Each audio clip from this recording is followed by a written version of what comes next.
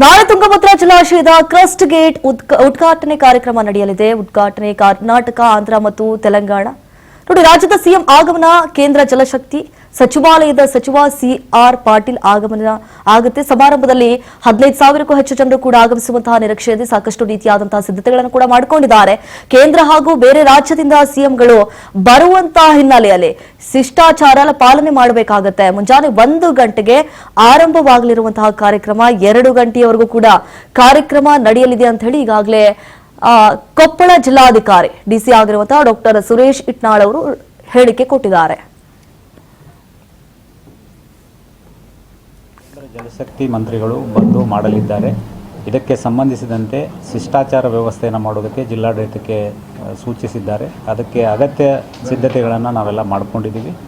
ಭದ್ರತೆಯ ಬಗ್ಗೆ ನಮ್ಮ SP ರವರು ತಮಗೆ ಹೇಳ್ತಾರೆ. ಬೆಳಿಗ್ಗೆ IRBಗೆ ಬಂದ ಮೇಲೆ ಅಲ್ಲಿಂದ ಡ್ಯಾಮ್ ಗೇಟ್ಗೆ ನಮ್ಮ ವೈಕುಂಠ ಗೆಸ್ಟ್ ಹೌಸ್ ಕಡೆಯಿಂದ ಡ್ಯಾಮ್ ಗೇಟಿಗೆ ಬರ್ತಾರೆ.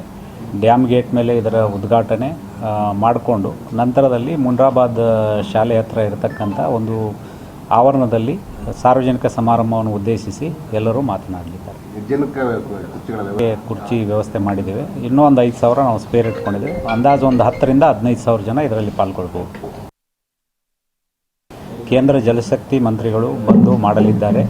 ಇದಕ್ಕೆ ಸಂಬಂಧಿಸಿದಂತೆ ಇದಕ್ಕೆ ಸಂಬಂಧಿಸಿದಂತೆ ಶಿಷ್ಟಾಚಾರ ವ್ಯವಸ್ಥೆಯನ್ನು ಮಾಡೋದಕ್ಕೆ ಜಿಲ್ಲಾಡಳಿತಕ್ಕೆ ಸೂಚಿಸಿದ್ದಾರೆ. ಅದಕ್ಕೆ ಅಗತ್ಯ ಸಿದ್ಧತೆಗಳನ್ನು ನಾವೆಲ್ಲ ಮಾಡ್ಕೊಂಡಿದ್ದೀವಿ. ಭದ್ರತೆಯ ಬಗ್ಗೆ ನಮ್ಮ SP ರವರು ತಮಗೆ ಹೇಳ್ತಾರೆ. ಬೆಳಿಗ್ಗೆ IRBಗೆ ಬಂದ ಮೇಲೆ ಅಲ್ಲಿಂದ ಡ್ಯಾಮ್ ಗೇಟ್ಗೆ ನಮ್ಮ ವೈಕುಂಠ ಗೆಸ್ಟ್ ಹೌಸ್ ಕಡೆಯಿಂದ ಡ್ಯಾಮ್ ಗೇಟಿಗೆ ಬರ್ತಾರೆ.